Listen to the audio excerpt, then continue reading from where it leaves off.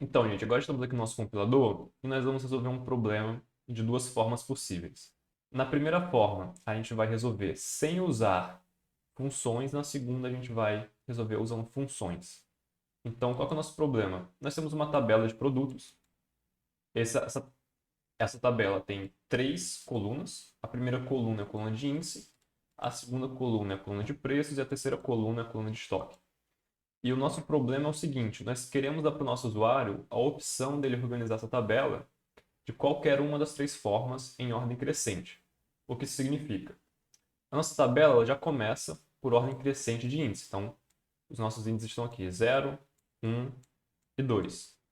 Esses índices aqui são para representar algum código único que esse produto tem lá na nossa base de dados, por exemplo. Então, a segunda coluna é a coluna de preços. Então, digamos que eu queira organizar a nossa tabela pela coluna de preços. Então, eu teria que mudar todas as linhas da minha tabela de forma que os preços ficassem em ordem crescente. Então, para fazer isso, a gente pode simular aqui, teria que fazer isso daqui. Então, agora a nossa coluna de preços está em ordem crescente. Só ver aqui que o menor valor está no começo, ou seja, 2,3. O segundo menor valor é 5,2 e o maior valor é 6,2 lá no final. Então, depois que a gente organizou por preço, o nosso estoque e o nosso índice estão ambos desorganizados. Então, digamos que agora eu queira organizar por estoque. O que eu faria? Eu viria aqui e teria que mover essa linha de posição. Então, agora está organizado por estoque, em ordem crescente. Então, o primeiro produto tem 1 em estoque, o segundo produto tem 3 em estoque, o terceiro produto tem 5 em estoque. Só que agora está desorganizado por índice e por preços.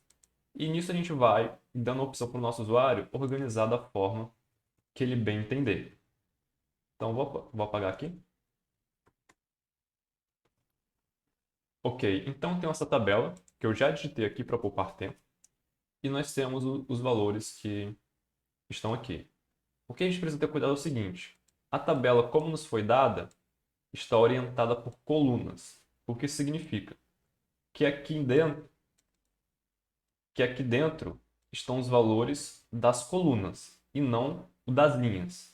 Isso vai mudar para a gente na hora da gente fazer os nossos for, porque o que vai acontecer? O índice da coluna que geralmente ficava dentro, na maioria das vezes vai ficar do lado de fora. Então a gente vai precisar ter cuidado com isso na hora de fazer nosso programa.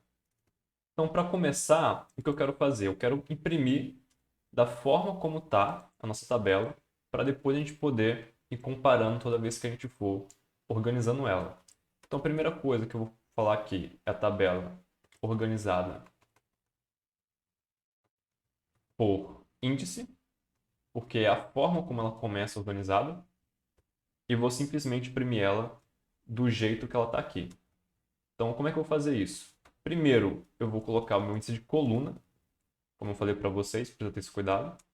Ele vai começar em 0 e vai percorrer enquanto a nossa coluna for menor do que 3, porque nós temos 3 elementos aqui. E o nosso índice de coluna vai sempre aumentar de 1 em 1.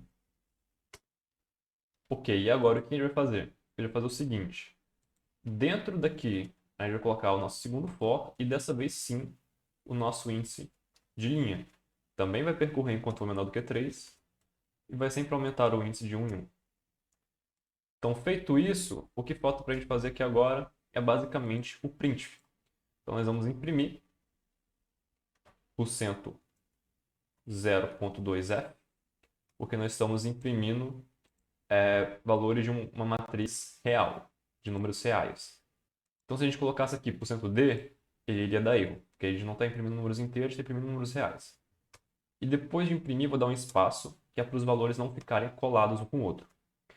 Aqui eu vou colocar nossa matriz de produtos e vou imprimir linha, coluna.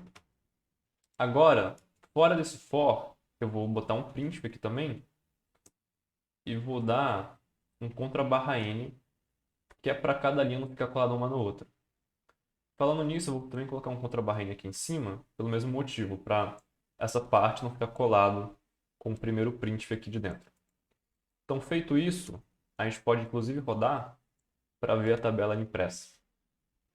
Ok, agora imprimiu aqui nossa tabela, organizada por índice, da forma como está aqui em cima. Então a gente pode ver que está bem coerente com o que a gente estava esperando ver. Então, ele imprimiu 0, 5.2 e 5 na primeira linha. Aqui 0, 5.2 e 5. Depois imprimiu 1, 6.2 e 1. 1, 6.4. 1, 6.4 e 1. Opa, aqui nossa matriz está 6.4. Só mandar para 6.2. E aqui o nosso índice 2, 2.3 e 3, da mesma forma que está aqui. 2, 2.3 e 3. Então, tá tudo certo, ele está imprimindo a tabela da forma que a gente queria. Então, o que eu vou fazer aqui agora? Agora eu quero organizar, digamos, por preços, que é o mais óbvio, né, que o nosso usuário provavelmente vai querer. Então, eu vou dar aqui já um outro printf contra barra n, porque eu quero que, depois que eu organizar, eu vou imprimir de novo a tabela, e eu não quero que as duas impressões fiquem coladas uma na outra. Então, aqui eu vou estar colocando contra barra n para separar as tabelas. Então, agora o que eu vou fazer? Eu vou criar um for. Como eu vou fixar a minha coluna, ou seja, eu sei que a coluna que eu estou organizando é a coluna de preços. Então, não vou precisar de um for para percorrer as colunas, porque eu sei que eu estou fixando aqui na coluna de índice 1. Como eu sei disso, o que eu vou fazer? Ao invés de criar um for de coluna, eu vou criar um for para a linha. Então, eu vou começar int linha igual a 0, vou percorrer enquanto a linha for menor do que 3, e vou sempre aumentar o índice de 1 em 1. E agora, o que eu faço? Eu preciso implementar minha lógica para organizar o meu vetor. Então, eu vou começar definindo uma variável inteira chamada índice menor, e ela vai começar o valor dela como linha. E o que essa variável aqui significa para a gente? Ela está guardando o índice, ou seja, a posição no vetor que tem um menor valor de preço, nesse caso. Então, como ele começa aqui o índice em 0, ele está guardando inicialmente o valor 5.2. Só que a gente sabe que 5.2 não é o valor que tem o menor. Mas a gente sabe que 5.2 não é o menor valor do nosso vetor. O que vai acontecer? Nós vamos fazer uma lógica para ele achar o menor valor do vetor de preços e colocar ela na primeira posição. Depois que ele tiver colocado na primeira posição, a gente não quer considerar a primeira posição de novo. E para isso a gente faz que a nossa variável índice menor seja igual a linha, porque depois que a gente organizar a primeira linha do nosso vetor, o nosso for vai atualizar e então nós vamos para a segunda linha do nosso vetor e assim por diante. Feito isso que eu vou fazer aqui, eu vou fazer um outro for e vou começar esse for em i, certo? Ele não significa nada em específico. Esse i vai começar em linha. Por que ele vai começar em linha? Pelo seguinte motivo, depois que eu organizar por preço da primeira vez, eu não quero considerar essa linha daqui. Não quero considerar as linhas que eu já organizei. Por isso, ele vai sempre começar na linha atual. Então, digamos, a nossa tabela está assim. Eu vou organizar a primeira linha. E agora eu não quero mais considerar ela. Então, o valor do meu i vai começar em 1, que vai ser a segunda linha aqui. E assim por diante. A gente vai sempre organizando os subconjuntos da nossa matriz. Então, ele vai começar em linha, vai percorrer enquanto for menor do que 3, porque nós só temos 3 linhas no nosso vetor, e vai sempre aumentando de 1 em 1. Feito isso, eu quero guardar dentro da minha variável índice menor a posição no meu vetor de preços, onde está o menor preço dentro desse vetor. Como é que eu vou fazer isso? Eu vou colocar um if e vou fazer o seguinte. Se minha matriz de produtos na coluna 1, por que coluna 1? Lembrando que a coluna 1 é a coluna de preços. Na coluna 1, na linha I, for menor do que produtos na coluna de preços, na linha índice menor, eu vou atualizar o valor de índice menor para I. Então, o que isso aqui está fazendo na prática? Ele vai percorrer a minha matriz, então ele vai começar o índice menor em 0. Então, ele vai olhar, bom, no índice 0 eu tenho preço 5.2. E aí ele vai olhar, no índice 1 eu tenho um preço 6,2. 6,2 não é menor do que 5,2, então não faço nada. Depois disso, ele vai percorrer o último índice que falta e vai ver que 2,3 é menor do que 5,2. Quando ele terminar de fazer isso, ele vai atualizar para guardar nessa variável aqui, no índice menor, a posição em que ele achou o 2,3. Essa parte que está feita. Agora, o que a gente precisa fazer? A gente precisa atualizar a posição das linhas no nosso vetor, nossa matriz. Então, eu vou falar aqui alguns comentários, end if, end for, só para não ficar embolado. E agora eu vou fazer um terceiro for, esse sim para trocar as linhas de posição.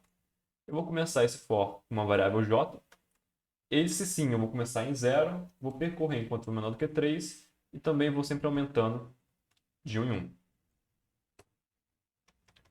E aí o que acontece? Esse for aqui ele serve única e exclusivamente para trocar as linhas da nossa matriz de posição. Como é que a gente vai fazer isso? Eu vou criar uma variável float chamada troca. Por que float? Porque a nossa matriz aqui em cima é float. Se a nossa matriz fosse inteiro, a nossa variável aqui seria inteiro e assim por diante. E o que essa variável de troca aqui vai receber? Ela vai receber nossa matriz produtos. E agora aqui vai ter um detalhe importante. Eu vou pegar a minha matriz de produtos na coluna J, ou seja, a minha coluna que está alterando, na minha linha. Ou seja, a minha linha que está aqui é esse índice que está aqui em cima, ou seja, ele não vai alterar dentro desse for. Eu estou fazendo isso basicamente fixando a linha, dessa vez, ao invés da coluna. E o meu for j está fazendo o contrário, ele está alterando a coluna. Então aqui eu fixei a minha linha e o meu j está percorrendo os valores. Então olha, na minha coluna de índice o valor é 0, na minha coluna preços o valor é 5,2 e na minha coluna estoque o valor é 5. É isso que ele está fazendo.